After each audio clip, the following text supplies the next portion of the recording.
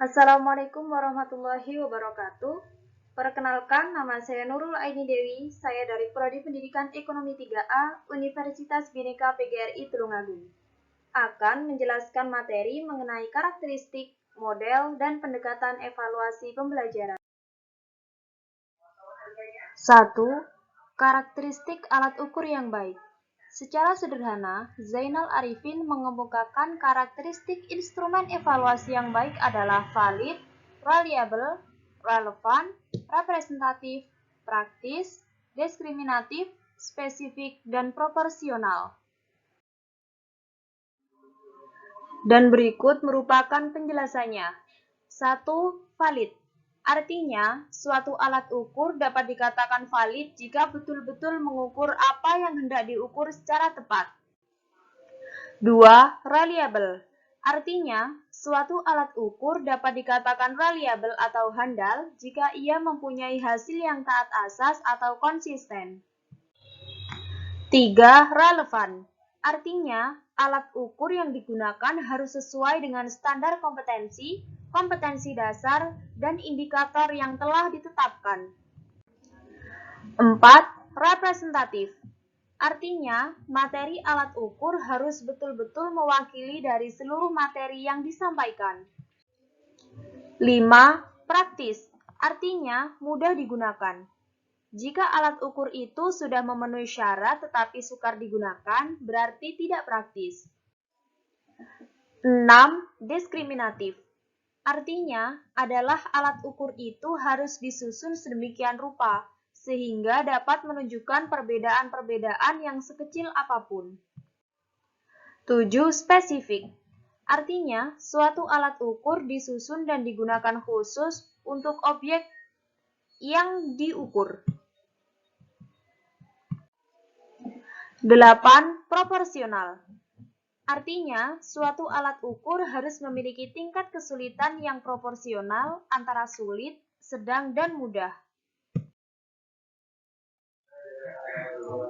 Dalam buku Successful Teaching, karangan J. Marcel yang diterjemahkan ke dalam bahasa Indonesia oleh J. Marcel dan S. Nasution, dikemukakan bahwa ciri-ciri evaluasi yang baik adalah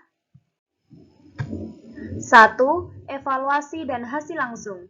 Jika evaluasi diadakan ketika proses pembelajaran sedang berlangsung, maka guru ingin mengetahui keefektifan dan kesesuaian strategi pembelajaran dengan tujuan yang ingin dicapai.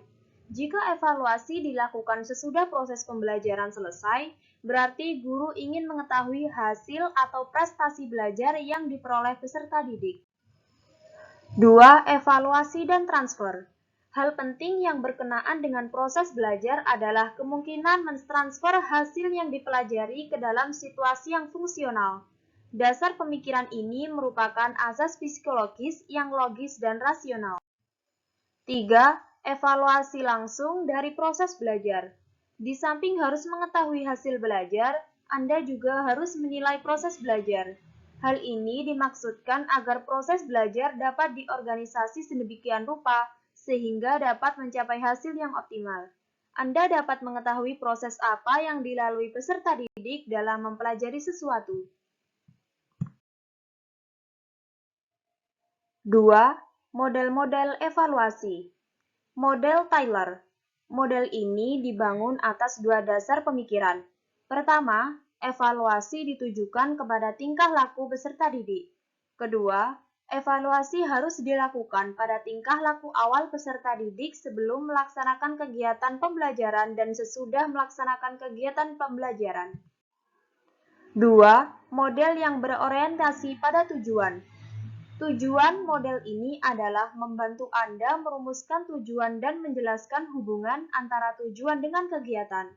Jika rumusan tujuan pembelajaran dapat diobservasi dan dapat diukur, maka kegiatan evaluasi pembelajaran akan menjadi lebih praktis dan simpel.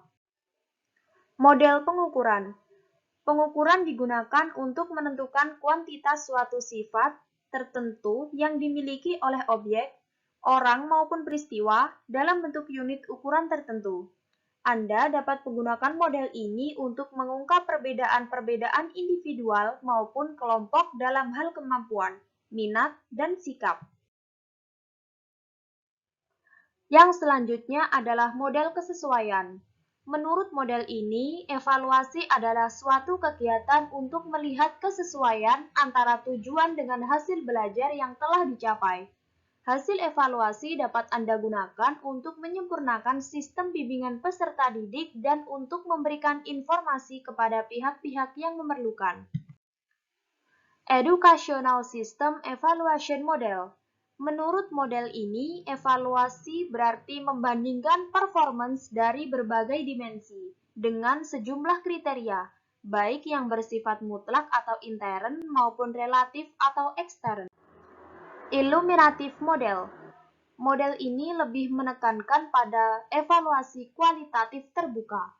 Kegiatan evaluasi dihubungkan dengan learning milieu dalam konteks madrasah sebagai lingkungan material dan psikososial, di mana guru dan peserta didik dapat berinteraksi. Yang terakhir adalah model responsif. Sebagaimana model illuminatif, model ini juga menekankan pada pendekatan kualitatif naturalistik. Evaluasi tidak diartikan sebagai pengukuran, melainkan pemberian makna atau melukiskan sebuah realitas dari berbagai perspektif orang-orang yang terlibat, berminat, dan berkepentingan dengan program pembelajaran. 3. Pendekatan evaluasi. Pendekatan tradisional. Pendekatan ini berorientasi kepada praktik evaluasi yang telah berjalan selama ini di madrasah yang ditujukan kepada perkembangan aspek intelektual peserta didik. Aspek-aspek keterampilan dan pengembangan sikap kurang mendapat perhatian yang serius. Pendekatan sistem. Sistem adalah totalitas dari berbagai komponen yang saling berhubungan dan ketergantungan. Jika pendekatan sistem dikaitkan dengan evaluasi, maka pembahasan lebih difokuskan kepada komponen evaluasi yang meliputi komponen kebutuhan dan feasibility, komponen input, komponen proses, dan komponen produk. Dalam literatur modern tentang evaluasi, terdapat dua pendekatan yang dapat digunakan untuk menafsirkan hasil evaluasi, yaitu 1. Penilaian acuan patokan atau PAP. Jika Anda ingin menggunakan pendekatan ini, berarti Anda harus membandingkan hasil yang diperoleh peserta didik dengan sebuah patokan atau kriteria yang secara absolut atau mutlak telah ditetapkan oleh guru. 2. Penilaian acuan norma atau PAN. Pendekatan ini membandingkan skor setiap peserta didik dengan teman satu kelasnya. Makna nilai dalam bentuk angka maupun kualifikasi memiliki sifat relatif. Sekian penjelasan dari saya, semoga bermanfaat untuk teman-teman semuanya. Terima kasih. Assalamualaikum warahmatullahi wabarakatuh.